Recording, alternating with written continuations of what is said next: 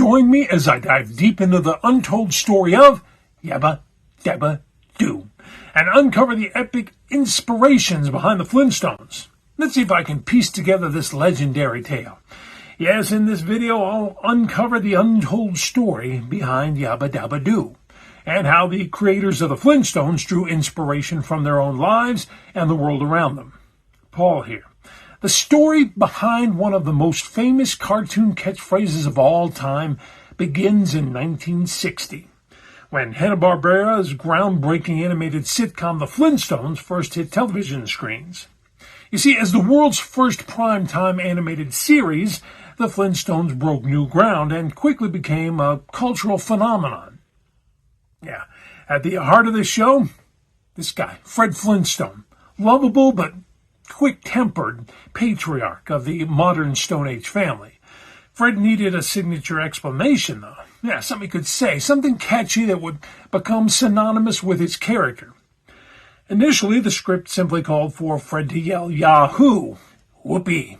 But Alan Reed, who's right here, the voice actor behind Fred Flintstone, felt this lacked the punch and personality the character needed. Reed began brainstorming alternatives, drawing inspiration from an unexpected source. Popular advertising slogan of the 1950s.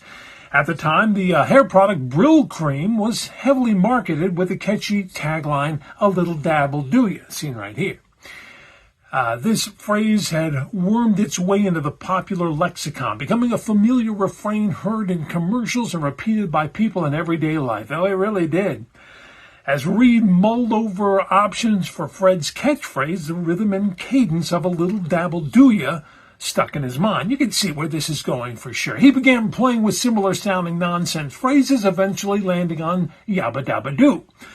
The moment Reed tried out the new exclamation, he knew it would strike gold. That's right. Perfect combination of silliness, energy, and memorability is what I'm saying for Fred's character. Reed presented his idea to the show's creators, William Hanna and Joseph Barbera.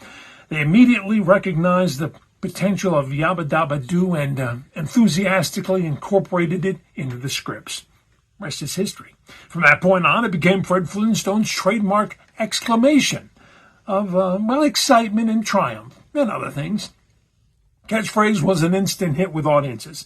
Kids and adults alike found themselves mimicking Fred's enthusiastic YabbaDabbaDoo. I still do it.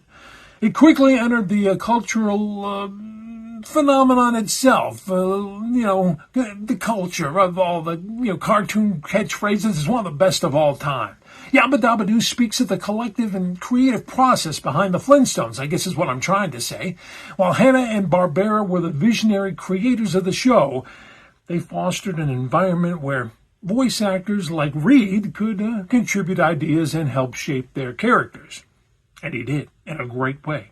This openness to inspiration and improvisation allowed for magical moments of creativity that elevated the show to iconic status.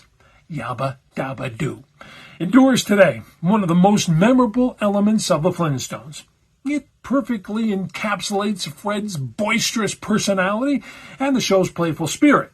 The catchphrase has appeared in every iteration of the Flintstones, too, over the decades, from the original series to the movies, the spin-offs, the commercials, the vitamins, the lunchboxes, and the cereal, anyway.